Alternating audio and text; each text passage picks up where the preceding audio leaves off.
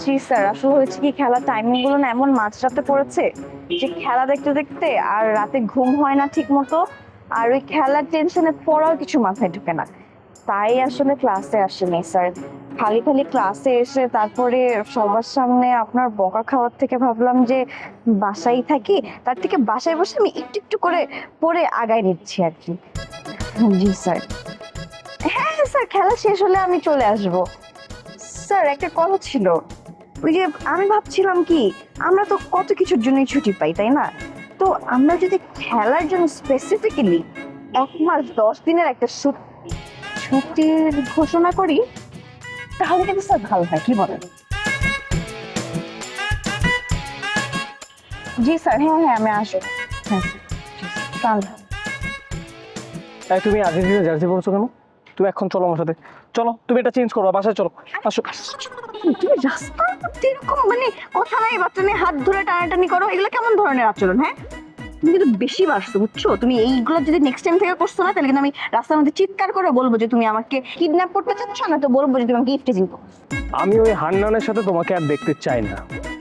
এই জার্সি তোমাকে হান্নান দিছে না, তুমি এখন আমার সাথে বাসায় যাবা, বাসায় গিয়ে তুমি এই জার্সি চেঞ্জ করবা। আমি এই জার্সি পরবো কি পরবো না সেটা আমার choice, my life my rules. তুমি আমার পার্সোনাল ব্যাপারে এসে কেন এত নাক গলাচ্ছো? হু আর ইউ? হ্যাঁ, আমি ওর বয়ফ্রেন্ড। বয়ফ্রেন্ড? কিসের বয়ফ্রেন্ড? তোমার সাথে আমার ব্রেকআপ হয়েছে, তুমি আমার সাথে যে ব্যবহার করছো তারপর থেকে তাই hate you, I hate you, I hate you. I love you, I love you, I love you. শোনো, তোমার মতো ছেলের সাথে আমার বাবা কোনোদিনও আমার বিয়ে দিবে না। আর আমার বাবা তো দূরের কথা, তুমি আমার সাথে যেই কাহিনী করছো, এরপরে তো আমি তোমাকে বিয়ে করবো না। তুমি এইসব আমাকে এই জ্বালানোটা না বন্ধ করো বুঝছো।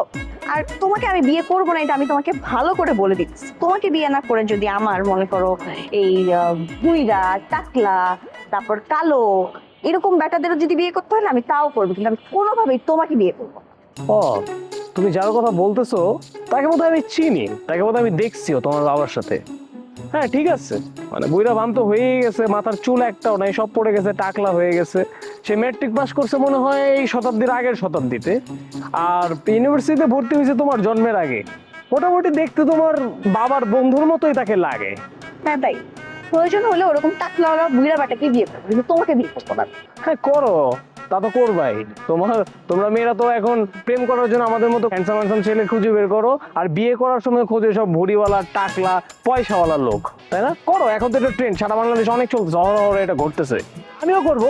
আমি এখন বিয়ে শাদী করতেছি না, আমিও 45-50 বছর পর্যন্ত টাকা পয়সা জমাবো, তারপরে গিয়ে একটি মেয়ে দেখে বিয়ে করে ফেলবো। ঠিকই আছে, তোমার মতো ছেলের কপালে এইগুলো ছেলের কি জুটবে? তুমি যা করছো, শোনো, টিট ফর ট্যাট, তুমি যেরকম করছো এটার ফল তোমার ওরকমই ভোগ করতে হবে, ঠিক আছে? বুঝতে পারছো তো? সেটা আমি কি একটা বুড়া মহিলার সাথে প্রেম করতে গেছিলাম নাকি? না, তুমি আমাকে তো ঠিক মতো ট্রিট করো না, তুমি আমার সাথে যাতা করছো। তুমি এগুলো কেন করছো? কি যাতা করছি আমি তোমার সাথে?